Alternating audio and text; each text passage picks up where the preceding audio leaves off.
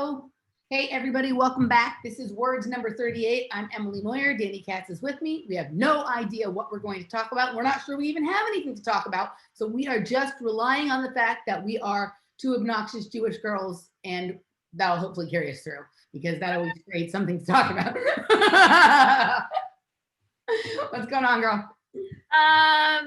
I don't know. Everything feels weird. Does this happen with your other shows where you guys jump on and there's nothing to talk about? Is it just us? Well, so it depends. Some of my shows are topic driven, right? Like I'm having someone on to talk about a particular thing. So generally with those, that doesn't happen. I have a different phenomenon with Robert. With Robert, we always sometimes we discuss beforehand what we're going to talk about. Sometimes we don't. But when we show up, like either one of us will have a lot of things we want to talk about and the other one will say, okay, or we'll both have a few. But what ends up happening is a lot of times we don't end up talking about any of the things we said we were going to talk about, because we'll start the show and Robert will inevitably start the show by telling some story that is in no way related to anything that we thought we'd talk about. And so then that dominates an hour, 75% of the show. And then we feel like, well, in the last 25%, let's just go ahead and squeeze in all the other 12 topics that we had set, right? So that happens. So that's my thing with him. So I think each person that you work with regularly, I don't think I have a shtick with people who I don't work with on a regular basis, right? But all the people I work with on a regular basis, eventually there develops a shtick like that. And it's, it's different but the same. I feel like part of the issue is that generally, sorry, I'm just gonna have wardrobe changes every time you're off camera. I think part of the issue is that for a couple of years now, we've been talking about current events and I can't stomach them. I just don't, they're so fake and staged and so specifically created to distract us that I'm not willing to give them my attention. Mm-hmm. Yeah, well, I don't really know if there are any quote unquote current events in the way that we've always considered them, because there's actually almost no currency flowing because people are locked down in one sense or another. Either they're physically locked down or they're mentally locked down, and in some cases both.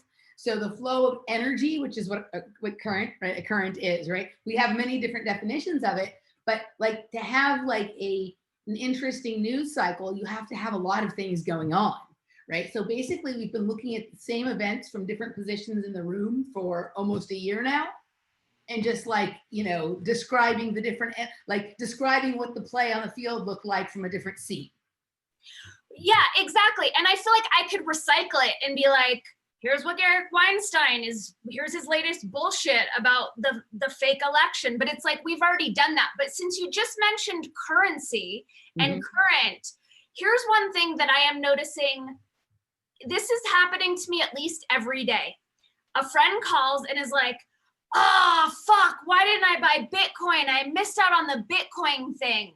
And just noticing that seems to be the crypto script, is the big regret, and to have everyone mind fucking themselves because they didn't get in on the old paradigm perspective of making a bunch of fake dollars, right, hedging their bets and having their currency not circulate, not help their communities, right, but to hoard it to play a dead game.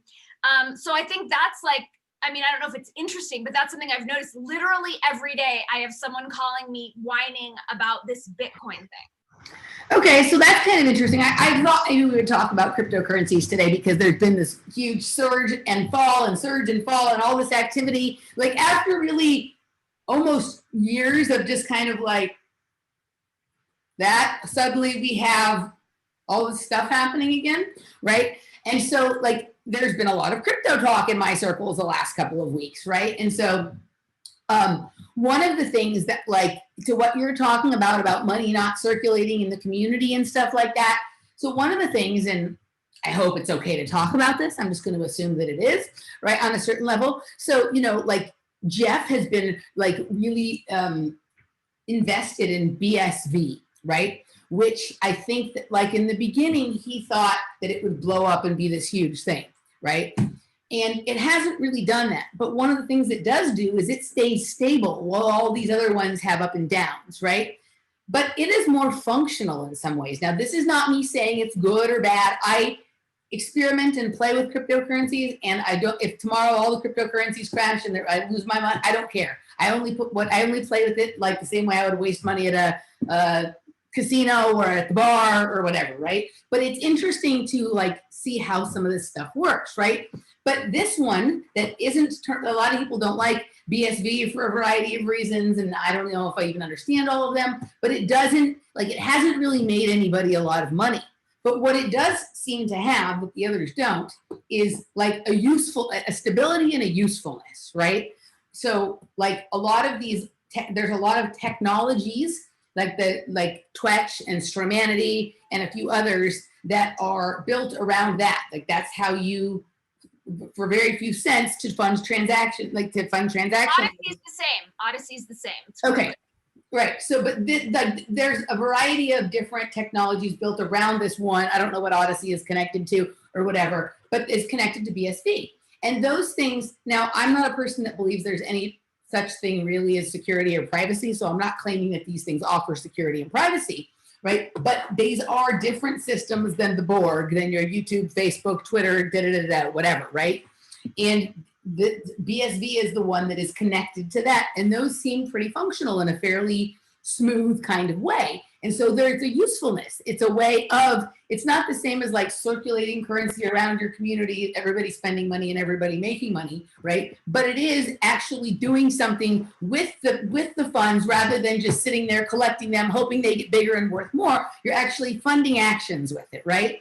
So like, while it didn't have necessarily, so Jeff liked that about it, but I think he also thought it was going to be this other thing, right? But, you know, we've had to, like, we've had conversations the last couple of days about, well, wait a second, it's not a disappointment. It does something that the others really don't do, right? It provides functionality, and that's valuable, right? And so one has to decide when they're choosing cryptos or anything else you're invested in, is your purpose here to like stack up a bunch of cash to make money and hoard it, or is your purpose to like fund activities or to make things happen, right? And so in that case, like it hasn't been necessarily a waste of energy or effort because there's been all these other cool things that have launched off of it that he enjoys. Whether I enjoy it or someone else then does or thinks it's good is not the issue. Like he likes this other stuff that it does. So that has value, right? Not like having stacks of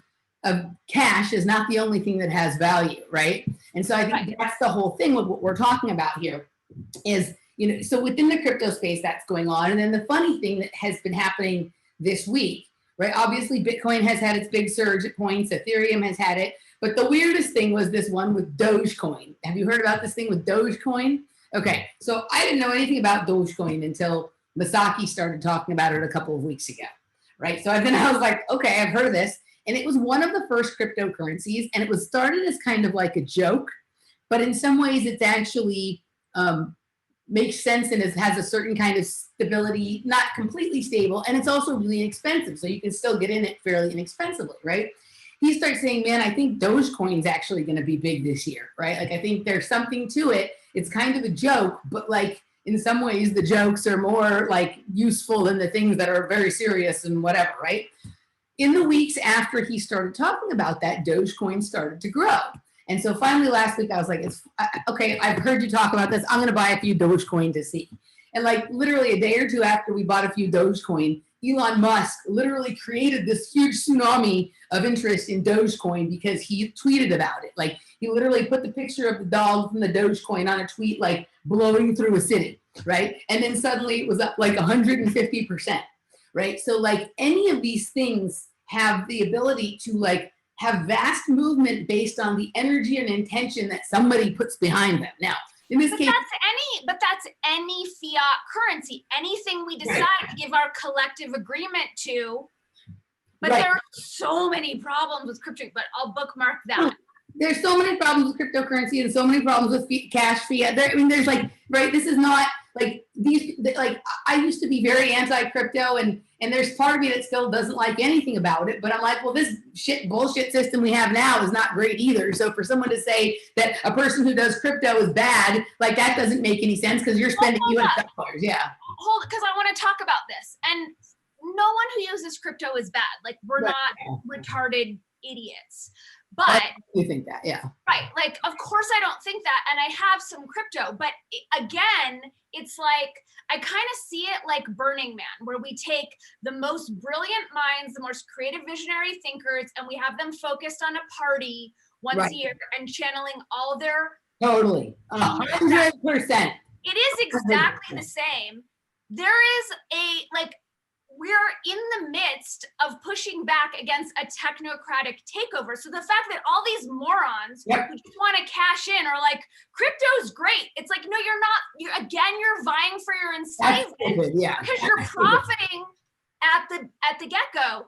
To sign up for any sort of account that allows you to buy, you have to have intense ID verification. So it's not anonymous at all. You have to be wealthy enough to have a computer, or it's very classist, right? You have to have a computer. You have to be able to navigate all these things. We still don't really know what's going on behind it. And so right now you have all these kind of like, I don't know, the word that's coming into mind is lepton from that Jodie Foster movie where her kid is a genius. It's not really the right word, but like you have these people who just, again, they have this very outdated mindset about money, and they're like, oh, I can play the same old game with crypto, but it's not helping us. It's not helping. Yeah. Now is that everyone who thinks crypto is great needs to be like focusing their attention on what is a really sustainable economic paradigm shift for us, because this is enslavement.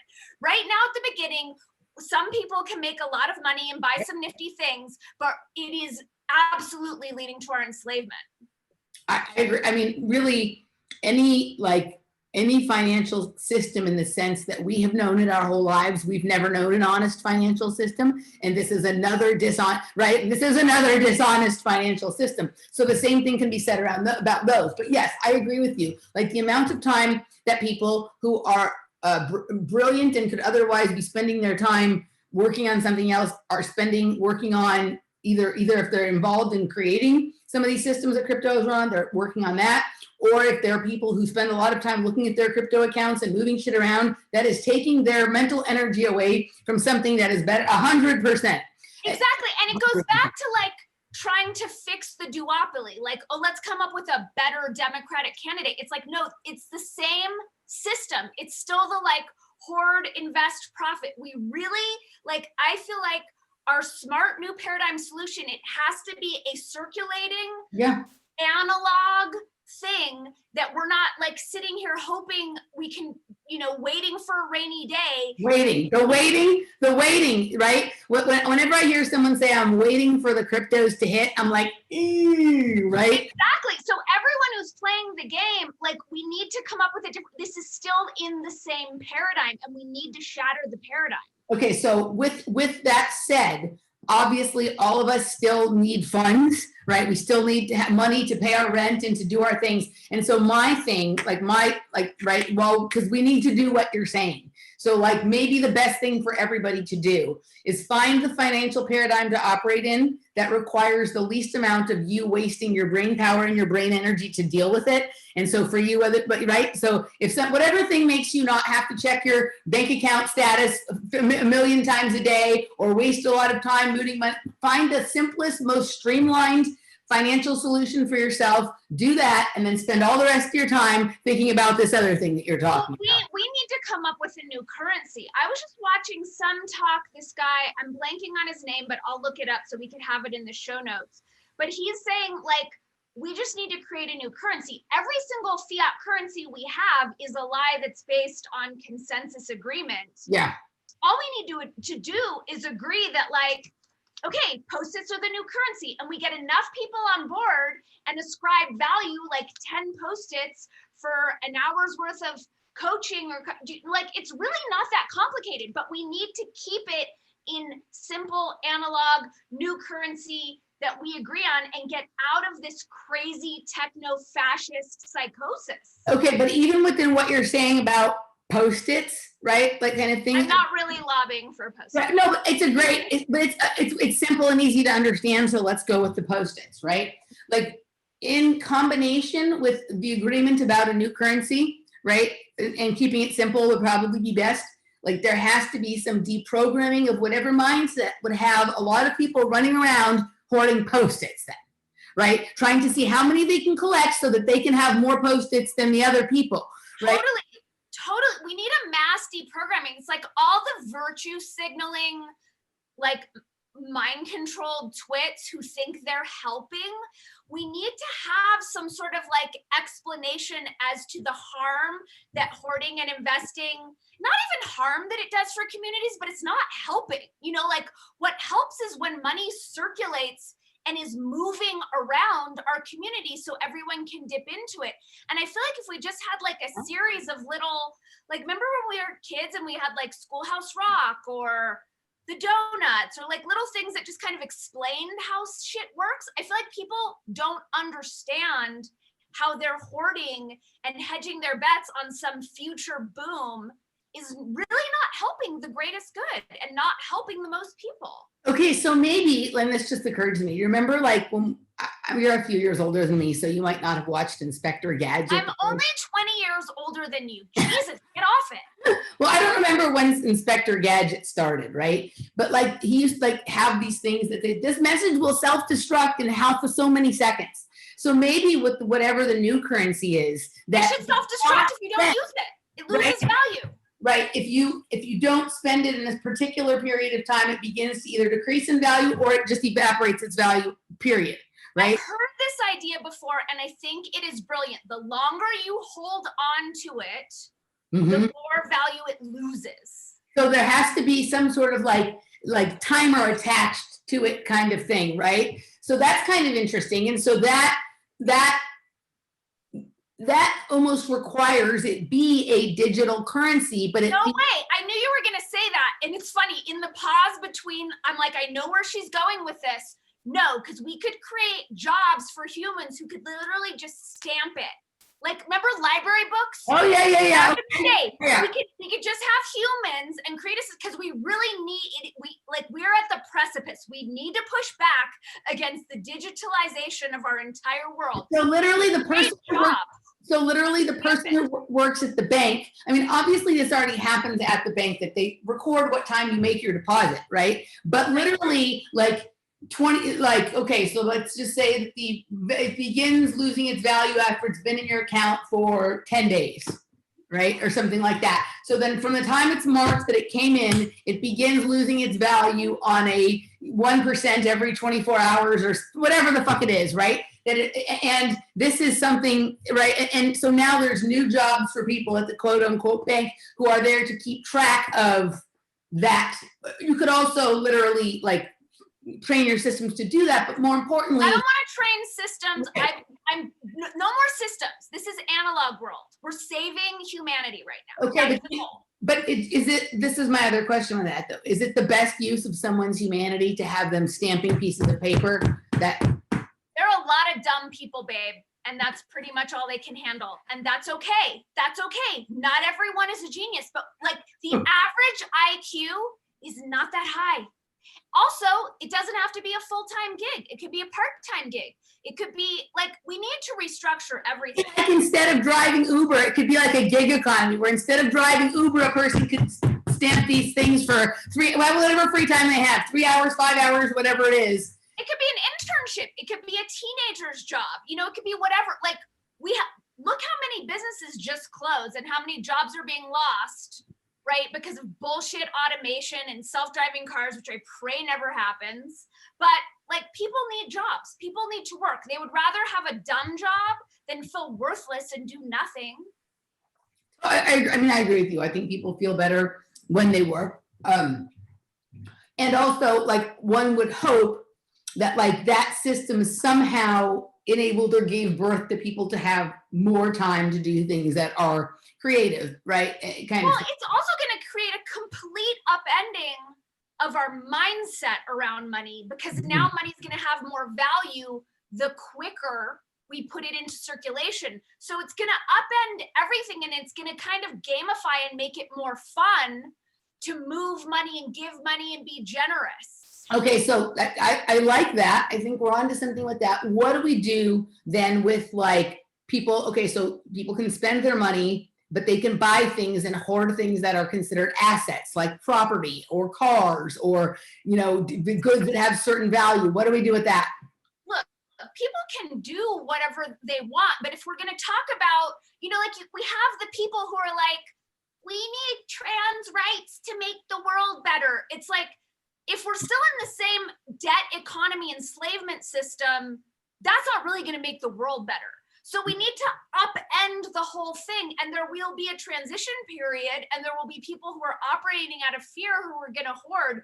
But if we're really, like, if we're putting our money, forgive the expression, but our money where our mouths are, and we really care about creating a sustainable, equitable, and even though I hate equity, but like equal, empowered, functional, peaceful future for all of us, we have to get out of the hoarding. It's fear. It's an enslavement system based on fear versus generosity and giving. So yes, there will be a transition, but ultimately my hope would be within a generation or two, it would catch and people would just be in the giving.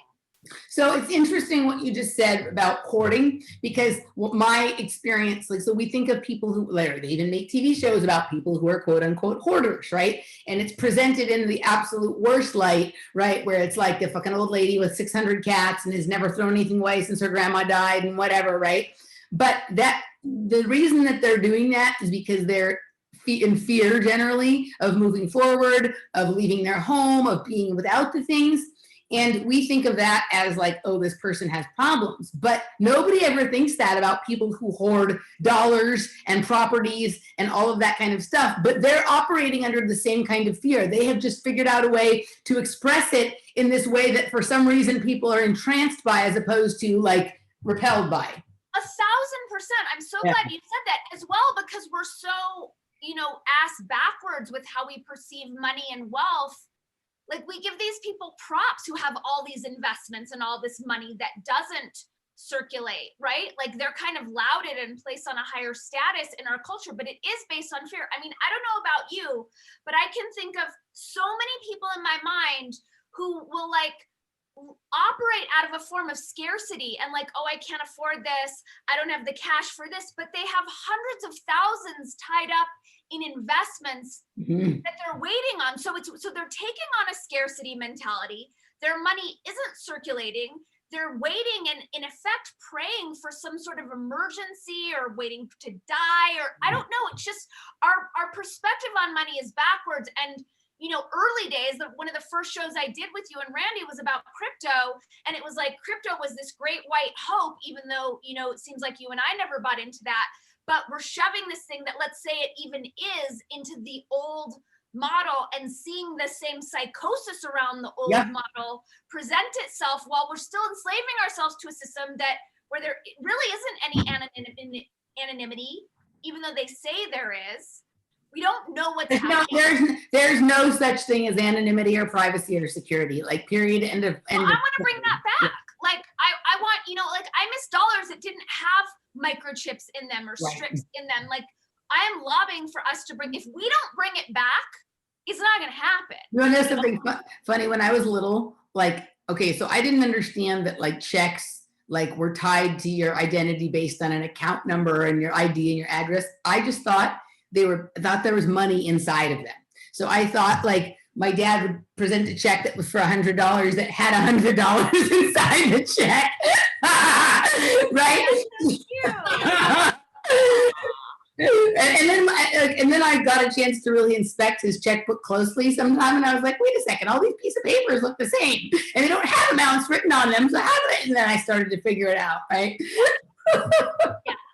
Well, I love that we just solved the whole financial system. I mean, what brought it up is just like seeing my friends beat themselves up for not taking advantage of this opportunity to get the old P profit, and just seeing like the amount of neuroses that's generated. And then it has me wondering like, what extra dimensional entities are feeding off of these neuroses, and are they the ones who invented Bitcoin? Because that's the biggest thing I see. Right. Yeah, no, that's a great point. And it reminds me of like, so it's like whether it's you do the stock market or whether you do cryptos, it's the roller coaster effect, right? So it's like you get the thrill, and then when it's over, you're like, I want to do it again. I want to do it again, right? You're never just satisfied with the fact that like, oh, that was fun and it felt good or whatever, or it took me out of my normal state of being to another one. That was an interesting experience. There's always this desire to repeat it or like, you know, then you have one friend who's afraid of roller coasters. And so you're trying, oh my God, you're missing out or whatever, right? Like on this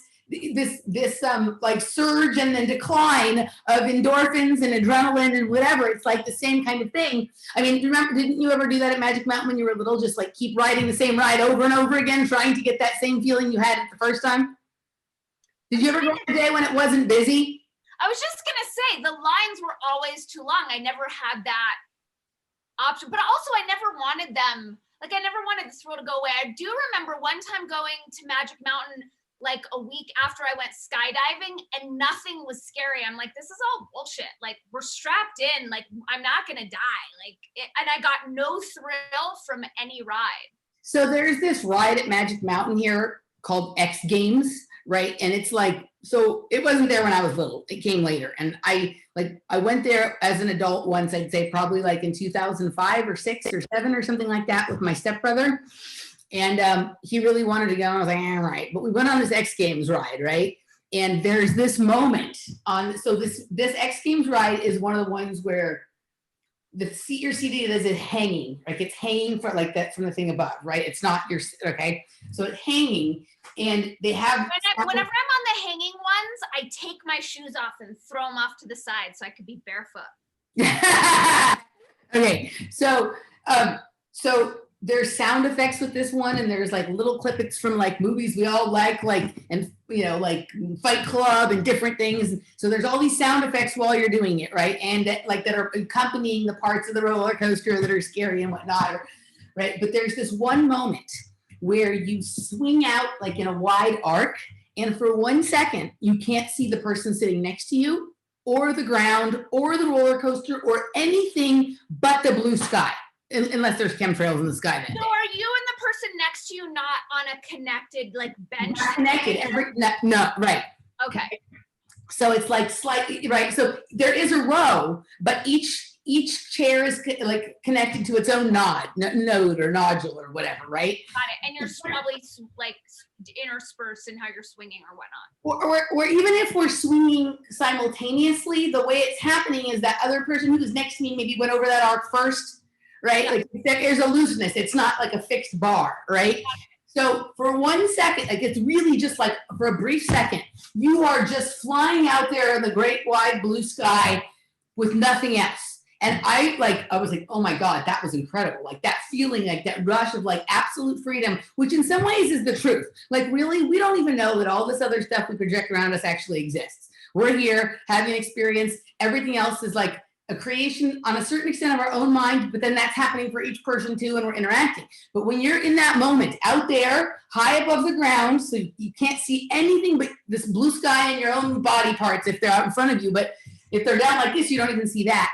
Like that moment was so amazing, and I've thought many times about going back and riding that roller coaster again. I'm not going to, because I would be anticipating it, and I would be disappointed when it didn't feel the same, right? Because as soon as you know, I didn't know it was going to happen. So that was what made it so amazing. But if you know something is coming, then you have an idea in your head of like, okay, it felt like this before. I hope it'll feel like it again. It's never as magic as it is that first time. It's kind of like cocaine, right? Well, it's never the same per se, but it's right. Not to say it wouldn't be enjoyable in a different way. Plus, if you want to kind of track it, recreate it, like play with gravity in that space, all I'm saying is don't limit yourself. If you have the pull to go write it again, I'm sure it'll be wonderful in a different way. But yeah, you can only have one first right. experience. So I think that a lot of times, whether it's people with the stock market, or even if it's just like earning a lot of money, like winning the lottery, hitting it big in cryptos, that first time when suddenly all of a sudden you have much more than you had a second ago and you didn't really do anything to earn it, it just like was. Yeah, it's called like, dopamine. We're a dopamine right. addicted culture. So then every time, right. So then all like, right. Like that's what all of this stuff is though afterwards. Like, I don't know that there's ever that same feeling as the first time that you like had a successful crypto investment, right? So people are chasing cocaine highs, right? And kind of thing. And just like when we were kids, like if there was a great party and you missed it, it's the same thing when people are like, oh, I wish I would have gotten in on the crypto before. But like, even when you were just talking about this crypto you bought and Elon Musk, I had it instantly. I had the instant like, oh fuck, Emily just made a lot of money, and I didn't. Like, I feel like it's inextricably bound to the crypto structure, that like psychological distortion of missing out. I see it so much bigger than like someone who invested in Microsoft. I mean, maybe it's just because it's getting more press and everything's bigger these days, but whatever. I think it's also that we have the ability to track things more closely. So like at the time that people were investing heavily in Microsoft, you had to wait till the news came on at night to hear if Microsoft had a big day on the whatever it is, right? But that's interesting. Like, I'm sorry, I interrupted you. I'm going to hold my thought.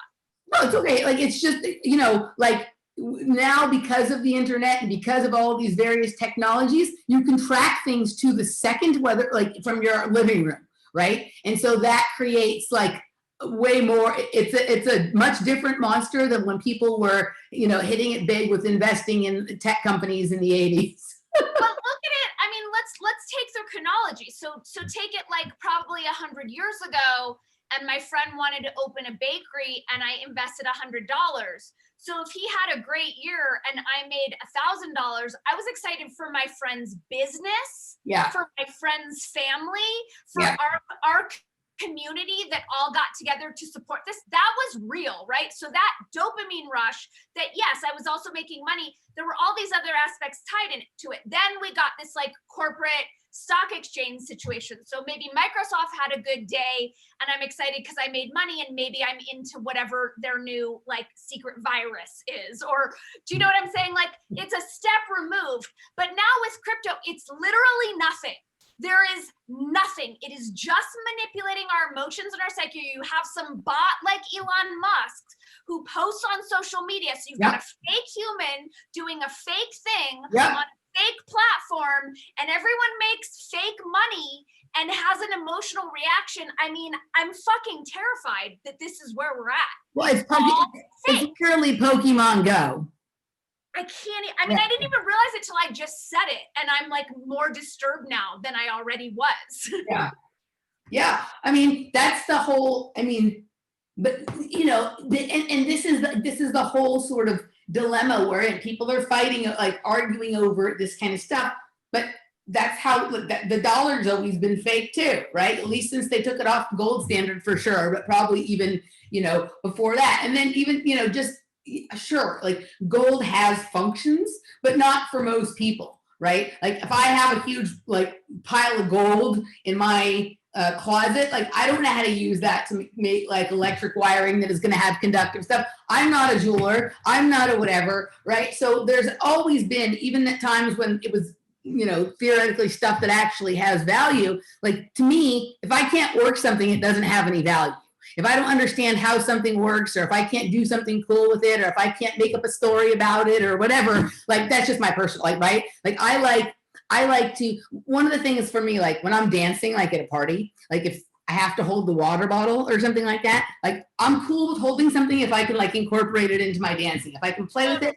But if something distracts me, like that's why I never bring my phone into a party, because it's in my pocket. I can't move the same way, and I can't dance with that. But a bottle of water, like you can roll it around and kind of do cool stuff, and right, like different things. So if I can turn whatever thing I'm saddled with into some kind of prop that like makes a game or makes something that I'm doing more interesting or more fun or more entertaining or weirder or whatever, then I'm down with it. But otherwise, it's just annoying to me, and I don't like it. I don't want it, right? And so for me, I agree with you. Like I want to be, for me, having any kind of like money or funds is just to enable me to be able to do cool stuff, right? Not to get more things, right? Or to have super fancier things. I mean, sure, we all like nice stuff, but for me, there's a limit. Like I don't care about super expensive cars. I'm not interested in like $1,000 suits. I don't care about that shit. It doesn't do anything for me. I want to like I like things that are neat, Totally. Yeah. I wonder what the new, like I remember, I mean, obviously don't remember, maybe it was a past life, but salt was a currency at one time, and that has always stuck. That makes sense to me. Like everyone wants. I have to show you my salt. Okay, Okay, so this is fucking, get the little thing. All right, this, I don't know if you're gonna be able to see it, and you might not be able to see it well, but you could literally go buy the same salt I'm gonna tell you about and confirm it for yourself, okay? So I have always been attracted to salt, and for people who've heard me tell the story some other time in some other place this week, excuse me, I've always liked salt. I'm salty, like the dogs like to lick me because I'm salty, I like salt, right?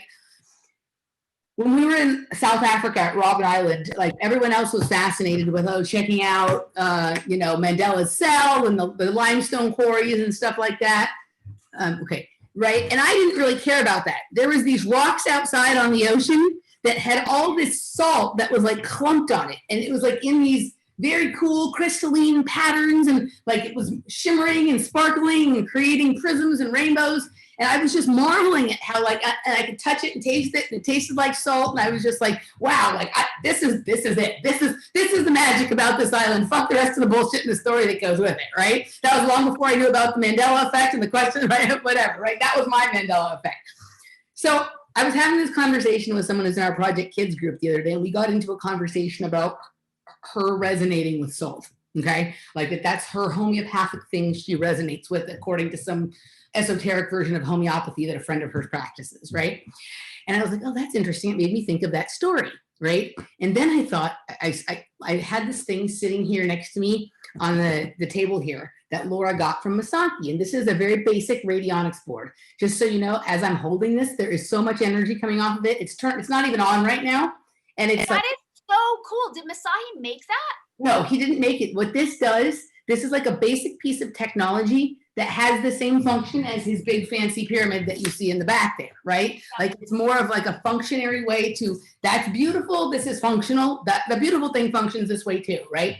So if you look at it, it looks kind of like if you look at a pyramid from the top down, right? Or remember when we used to make God's eyes and when we were kids? What do you mean used to? I have two right here that I made as grown up. That's right. Okay. Right. So it looks like that. And it also looks like a lot of things I see in my remote views and my visions and things like that. Right. So she's telling me this, like we're having this conversation, and I go at one point into the other room in the pantry, and I see this salt that I have in the pantry, and this is called Malden sea salt flakes. And you see this the emblem? Oh, it's the same symbol. It's the same. And literally every single piece of salt, you can't see it because it's so tiny, looks like that and has those same. So this is electricity. So salt is electricity, right? And what is the first thing that they tell people to do when they have some health problems? Stop eating salt. And then from there, their health deteriorates because they're taking away the natural electricity from their body, right? There have been salt wars. Right? People love the feeling of taking a salt bath. They have a salt lamp and whatever. But people are still really afraid to eat. Purifying. It completely purifies the body, detoxes. That, and then also like if you're into the electric, and we talked about this before, if you're into the electric universe theory or the Thunderbolts project, they do work with Dr. Jerry Tennant, who we took a course from. And he says that healing is voltage. Well, what is voltage? It's electricity. So if you don't have the right kind of salt in your body, you won't have voltage and you can't actually ever heal from it. Okay, here, I found a really good piece. Let me see if I can show this piece to you.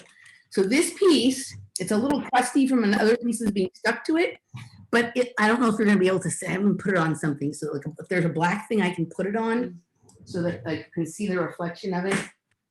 But it's like literally like a little pyramid in my hand. It literally looks like a little pyramid. Thanks, Laura, you rock. Okay, speak so it's not on me. Okay, so if you look at it, it has, I don't know if you can see it well enough. I don't know that I can make it close enough. I can see the shape, but I can't.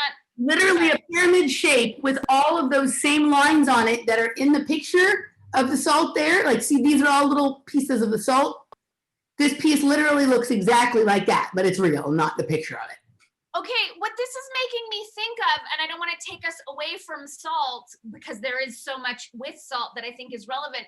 But when you mentioned not understanding the value of gold, if you study the history, not the science or the metaphysics, but the actual global history of monatomic gold, then it's a completely different ball game, and you understand, okay, well, this was how they built the pyramids. This was the Mephizet that they talk about in the Bible. The levitation and stuff like that. Yeah. And then this is why China has bought up all our gold. And like, then you get into, because that just made me think, the metaphysical properties of salt made me think of, oh, right, what gold is really about, not just pretty shit on our fingers. Right. So now, what is the difference when one consumes a piece of salt that at one point looked like this, rather than the obviously table salt, but even the other things that we consider high quality salt, like pink Himalayan, that might have its own set of properties. But if this one matches exactly a circuitry board, right, then this energizes something different. Like some might be. I feel like this, I'm sorry, I interrupted you. This is 2021 is my year of mastering the old interruption thing. Go ahead, please. Well, I was just thinking, like, well, what if this is our new currency? If it's salt, if it's, specific herbs, if it's, water, if it's all these things, because like you're saying, so obviously there are different types of salt in different crystalline forms that perform different functions that are getting muddied because it's not valued the way it used to be. Because we call everything salt. So like when we sometimes will be at like a fancy restaurant and we'll ask for salt because they don't ever put salt. Well, no place puts salt on the tables anymore, right? But fancy restaurants, they don't, because they're arrogant and they assume that their food is seasoned perfectly and no one will need salt.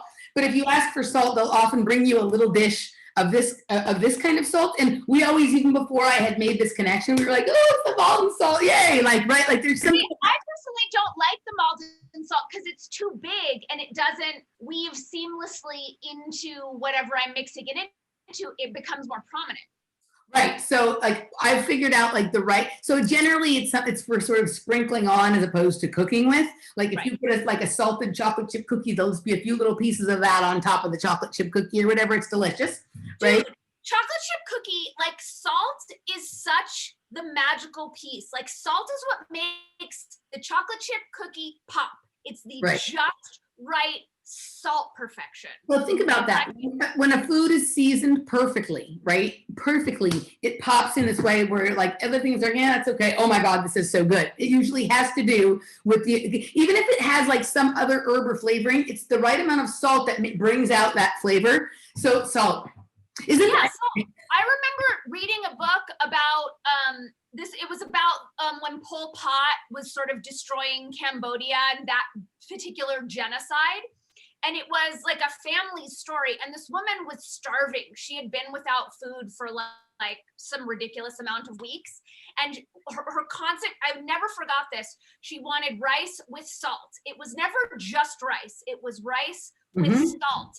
And that stuck with me. I'm like, this starving person is craving salt. What is that about? Well, that for me, like sometimes when I feel like a little bit off, like I assume I need salt. Like even just like a lick of salt or like a dab of mustard or something that is salty will make me feel better. But isn't there that rice thing that you were eating for a while? Had you put just rice and salt? Damasio on it. Yeah, sesame. Yeah, she was doing like a Jawa diet when she was in the yoga retreat, and it was just rice with sesame paste and salt. Right, kind of thing, like the ground up sesame seeds into a paste. But I just had to check because something ticked in my mind. There's a cryptocurrency called salt. Okay, but I just had to check and see if anybody has made, right? But I think to the point, like this is something like, I think whatever we pick to be our currency has to have like many layers of meaningful properties like this or the Ormus gold. Like it has to be beautiful, taste good, provide electricity or energy, like mimic something in nature or some created piece of art that is also like energizing to look at, right? So like this, obviously the pyramids, circuitry boards, right? Kind of like it has all of these natural like fractal geometric patterns in it and stuff like that. Like we should look for these things and the things that we say have value. I just got a chill when you said that. Also, what I like about salt is the different tiers and the different types that do different things. And I also think whatever it is we're moving into, The box of salt I have that have all the different kinds. It has like all those different tubes of salt. I have something for that too. Hold on. It just makes sense for our currency to be something that balances the body, optimizes the body. Like let's bring it, as you talk about, space exploration being internal exploration. Let our currencies be something that support us on an internal level instead of becoming greater and greater fictions. Yeah, no, I mean, totally. Something that makes sense to a person on in whatever realm they're playing in, right? Like, kind of thing. Like cryptocurrencies, like only a few people can like make certain kinds of metaphysical sense of that. Like to most people, like it doesn't resonate on any level other than pushing buttons on their computer and their bank account says they have numbers, right? And regular money is just like either numbers in a computer or paper in your wallet. Right? It doesn't have all this cool stuff about it. I guess the most interesting thing about our fiat currency are like kind of doing analysis of the designs that are on the dollar bills themselves. Exactly. We used to play like liar's poker with the numbers. Like there was some sort of function to them. The other piece with crypto is that it's a giant waste of time.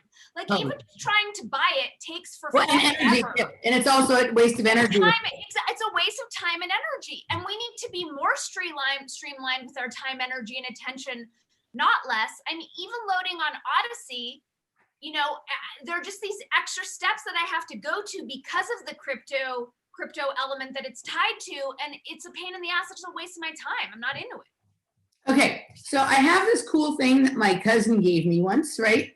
And it's called, this might not be the highest quality version of it, but I'm sure it exists as a copy of something that is more real than this.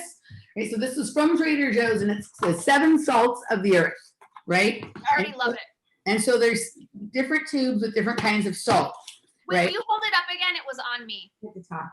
There, so like it's basically a box that has tubes. I've used most of one of the tubes, but everything else. What's the one you use the most of?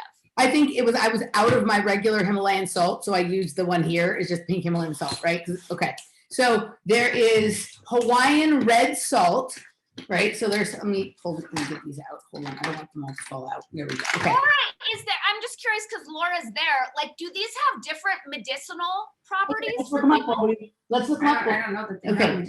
so there's Hawaiian red salt, right? And it's like, it's just your normal standard looking salt in terms of like the size and shape of it, but it's a very rust colored, like rust, like. There has to be something to that. Like nature doesn't make mistakes. God wouldn't create a red salt if red salt didn't have a very specific resonance and a very specific frequency that did something, right? So this whole box of stuff comes from South Africa, but we're checking to see what these different things are. So there's 2 kinds of Hawaiian salt. There's that Hawaiian red salt. Does it say anything about Hawaiian? I'm reading. Okay, Laura's reading. She'll get back to us. There's Hawaiian black lava salt. So this also, the salt pieces are a little smaller, but they're a little smaller than the red salt. And they're kind of different shapes, the geometries of the pieces, and they're black, right? They're pretty uniformly black. And then there's a blue Persian salt. And the blue Persian salt, these pieces are sort of standard, look similar to Himalayan pieces. And they're all clear, except for a few, every random, there's some pieces that have like a blue tint on part of it, and a few that have like sort of a rust colored tint on part of it. So that's the blue Persian salt.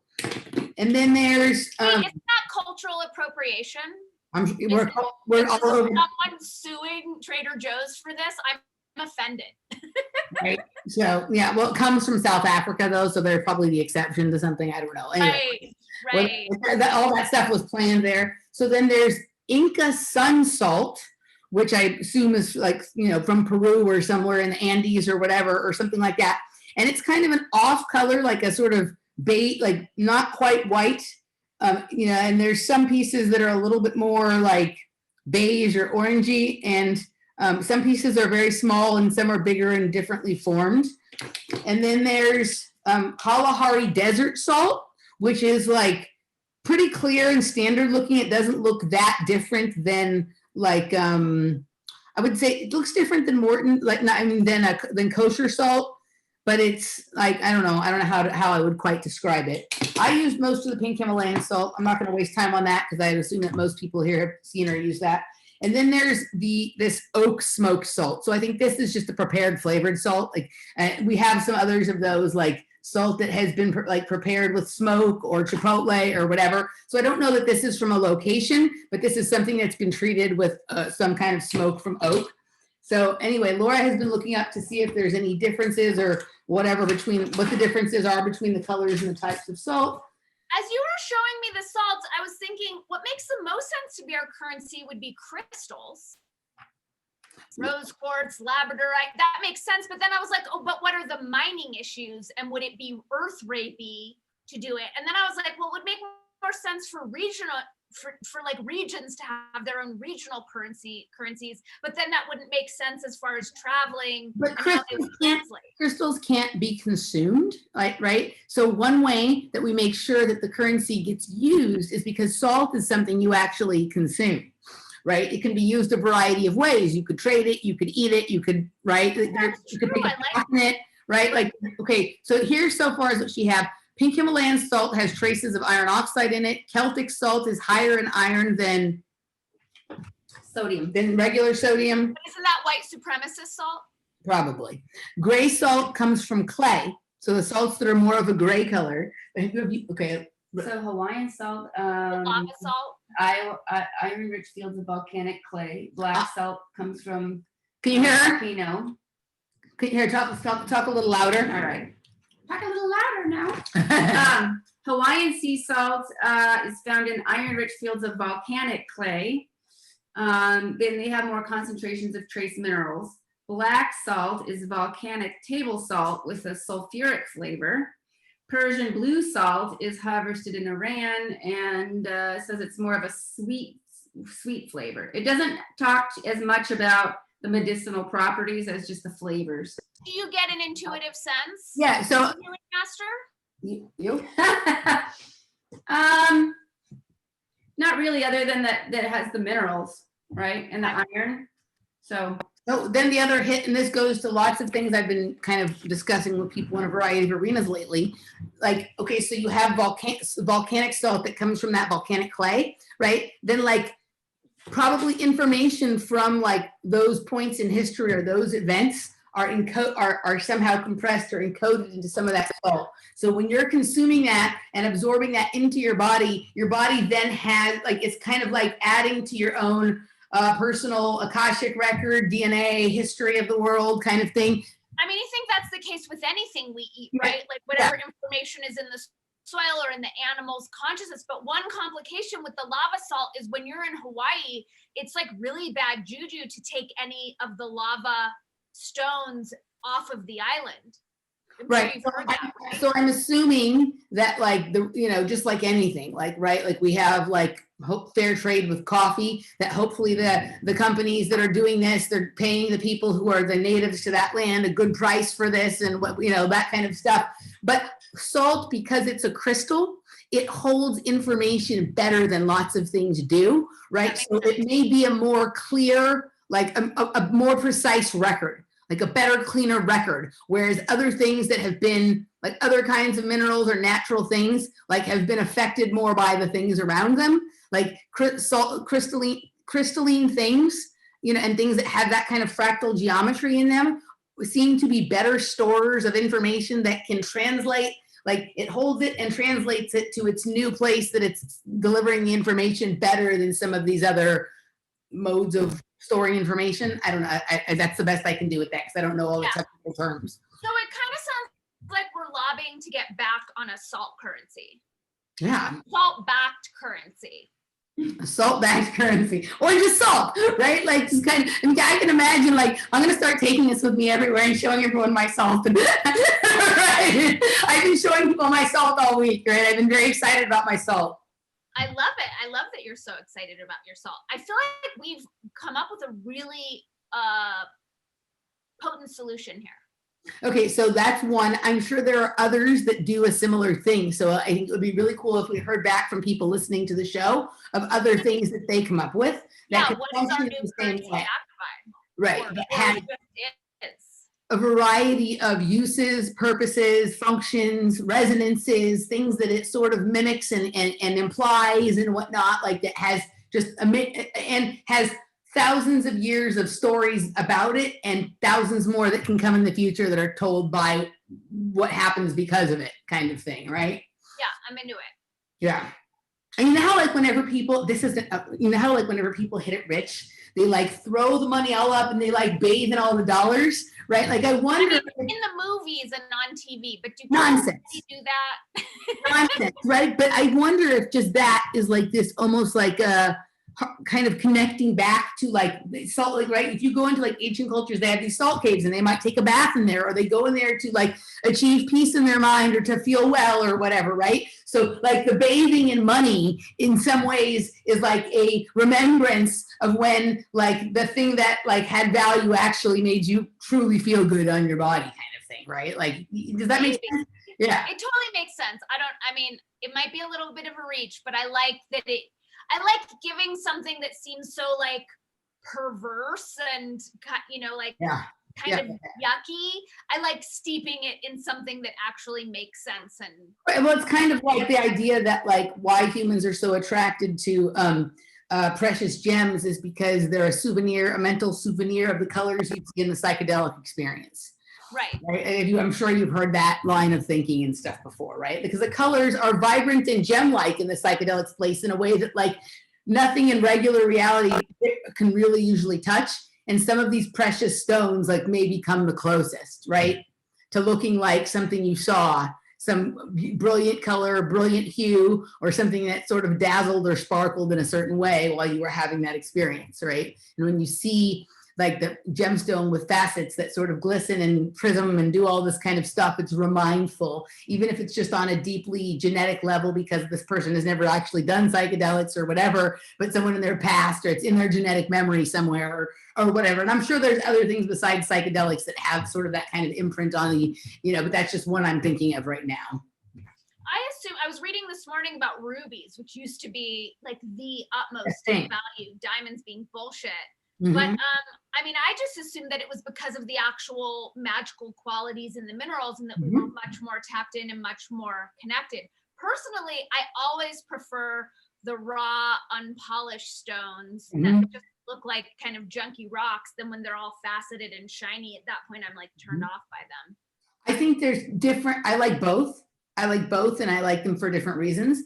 And I like your, maybe the thing that you were talking about was an earlier time than what I'm talking, right? So like maybe that we used to be completely in tune with all those rocks. And then a later iteration of it was when people would be in the psychedelic space, they'd become in tune with those things again, right? And they'd sort of, and then later it was like they saw colors that reminded them of that time when they were more in tune. And then now we have this obsession with, you know, rock, the precious gems. While you were saying that, I just saw them acting as portals. Like I did see, okay, so then we moved into like a psychedelic era, and I saw them being used in ceremony as portals and doorways through. I used to, back when I was doing a ton of ayahuasca, I would take whatever stones I had used in the ceremony and I would bury them in rice and put them out under the moon. And then I would make the rice and like share it with friends. That's cool. I like that. I really recommend that one. That was a good one. So, and then to salt that rice might make it amplify even more. I feel like it would pop, like as soon as you said that, I just got a chill and I'm like, okay, that's when it all like pops and comes into place. Yeah, okay. So what you were saying about, so one of the things, so this Ibrahim Karim guy, he does this biogeometry stuff and he talks about when you have like. His name keeps coming up. This is the third time I've heard his name. And every time I hear it, I'm like, why do I know this name? So he's the biogeometry guy, but like his new work is going to talk a lot about, so when you have like a crystal or a prism, you can even do it with like just a regular piece of sort of glass or anything that prisms. There's the reflection side and the shadow side. And when the colors are in the shadow side, those are doorways to other dimensions, right? And so these crystals, these rocks that were used during ceremony would have a reflection one way and a shadow the other way, but there's colors in both. You have to have the thing it's set up in the right way based on the light. So then the colors act as portals to go into other dimensions. And so then that's so that's it. So it isn't just the crystal itself, it's the spectrum that it's generating opens the portal kind of thing. Yeah. Yeah, 100%. I I keep feeling I'm getting this hint of like it's tying into the currency. There is something with the crystals and the currency. I mean, we have like 5s and 10s and 20s and whatever. We could have, I mean, if it's just the spectrum of crystalline minerals on the planet, we could have salt, we could have crystals, we could have other things. You know, I think shungite is going to be increasingly more valuable as 5G is implemented more and more. Yeah, no, I think like, I mean, all the different rocks, they all do something a little bit different and whatnot. So, but they're not all as easily and readily useful in as many ways as salt is.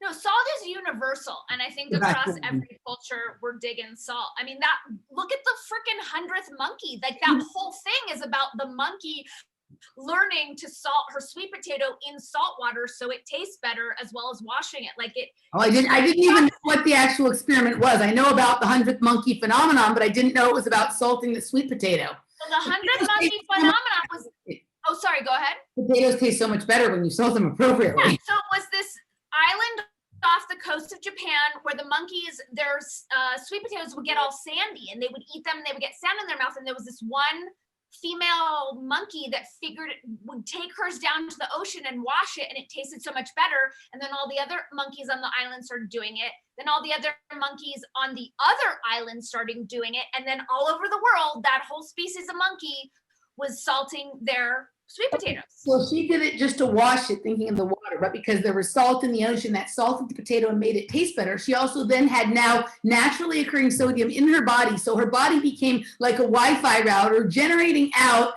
this electrical current that carries the information about what she had discovered to all the monkeys that are in the area that her Wi-Fi field could reach. And then they're all turning into routers and generating it out farther. Whoa, so okay, so according to your theory, it's the salt that allowed this to be broadcast. Yes. It like turned on her morphogenetic field. Yeah, maybe it didn't turn it on, but it expanded it out farther because it's voltage, it's electricity, right? Love it, love it. Basically, her action created the Internet of Monkeys. Totally,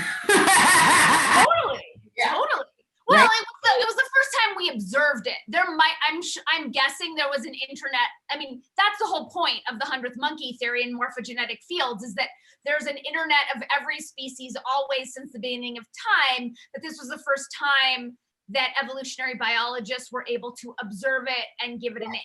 So think about what they're doing right now with the Internet of Things, and of course the Internet of Bodies, right? They're wanting to put chips or pieces of technology into bodies to do this thing that salt naturally does, but you can't control it with salt, right? So instead you pick a mineral that doesn't do it necessarily as well, but is turn on and turn offable and controllable, right? And then of course you don't want people to have much salt in their body. You want them to have sugar in the body because these things like prefer sugar for their environment. But it's everything, all these nasty technologies that people create are mimics of a naturally occurring phenomenon that actually works quite well. And if you think about it, like when did the movement to start removing sodium from people's diet start?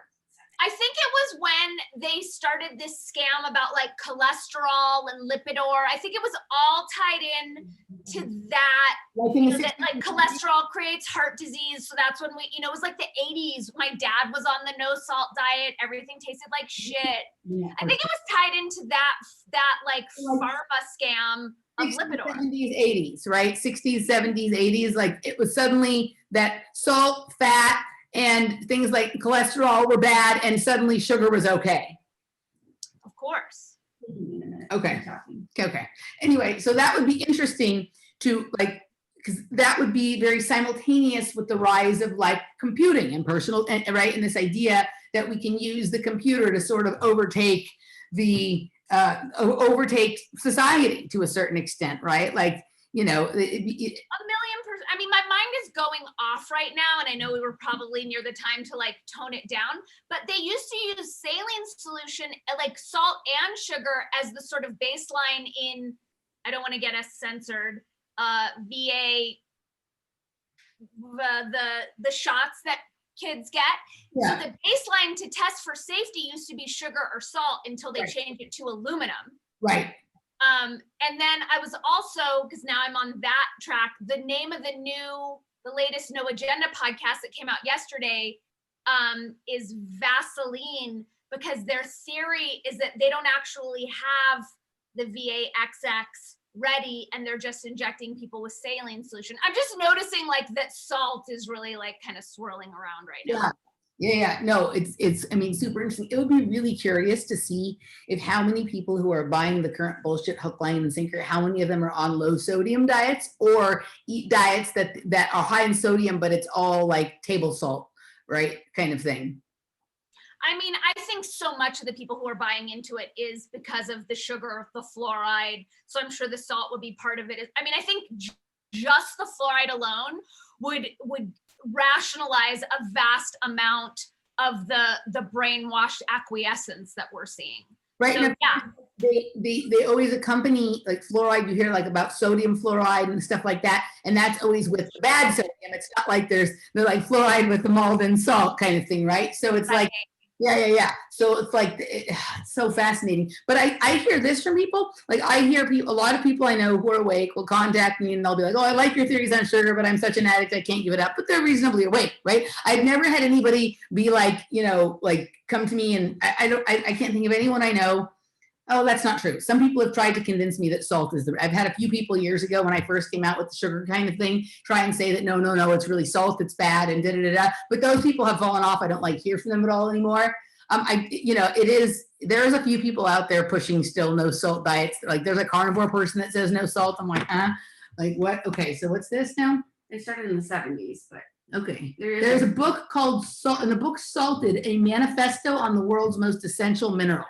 Dude, were you ever on the Eat to Win diet that Fritz put us on? Yeah. No salt.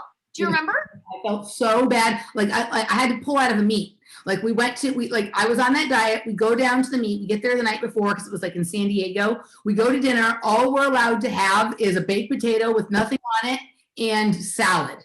Right. And I was a person used to eating pasta the night before meat or just whatever I normally ate. Like had no energy the next day. I did like one event or two and then we had to pull out. I had a headache. I had to go home. But yeah, there was no salt. Okay. Yeah. So it says here, it's been waged, the war on salt is a clear, okay, let me just read a little bit on this here. The war on salt, 5 easy rules for salting your food, blah, blah. Inside the drama of politically correct nutrition, the advice is well rehearsed and often repeated. So much so that even well-informed people are sometimes mistaken. Seemingly all the experts agree, yet they frequently cite studies that are widely criticized, invalidated, or even destroyed. The war on salt is a clear example of this. Waged since the 70s, it isn't based on current, there's the word again, so we have a good synchronicity here. Totally. It isn't based on current science, common sense, or traditional wisdom, yet the advice to limit salt is continually echoed. The claim that salt intake causes high blood pressure first appeared just as MSG was being marketed as a salt substitute. So they wanted people to stay away from salt, but MSG was okay. Who manufactures MSG? And MSG activates the dopamine centers, Lourdes, okay? So it's a neurotoxin. It's a neurotoxin. Of course, they'd rather have us have toxic. I want to know who invented it. I'm looking this up while you're doing this. Similarly, in 2011, just as another salt replacement was ready to market, the FDA made plans to legally limit the amount of salt allowed in food. Remember when they were trying to say that in New York, that they were going to put salt limitations, and that they didn't do it because the entire restaurant industry in New York would have gone out of business because that relies on salt. All those fancy restaurants, like salt makes it fucking taste good. So it didn't go through, but that's Bloomberg wanted to do that shit. At the same time, he wanted to, measure how much soda you could have. Fortunately, many notable scientific and culinary defenders have stepped in to vindicate the role of salt in healthy diets. The summer 2011 Wise Tradition article cites 14 separate studies. The most recent alarming study suggests that, where did I lost my, it suggests that reducing salt intake may actually lead to increased death from heart disease. Sodium chloride is as crucial to the processes of life as it is to preparing food. Yet despite our biological need and natural taste for salt, we need to relearn the art of salting food. We've been bombarded with industrial substitutes for salt and misleading marketing for the low sodium diet. Furthermore, the salt we consume today is an industrial product that barely resembles the salt of our ancestors. Just like our money doesn't resemble the money of our ancestors, and our values don't resemble. Like our water, I mean, nothing does. Everything, like our fruit, our vegetables, everything's so like fake. Yep. All right, I'm gonna have to get this book. I'll put this. We'll put it in the show notes, the link to that article. Yeah. All right, let's let's end the show here and let's go over to Afterwords and make something else to talk, something else up to talk about for a couple of minutes. It's gonna be juicy, guys. You totally want to check out our Afterwords. We know exactly what we're talking about. All right, guys, you can find her at DaniCats.com. You know where to find me. We'll see you guys next time. All right.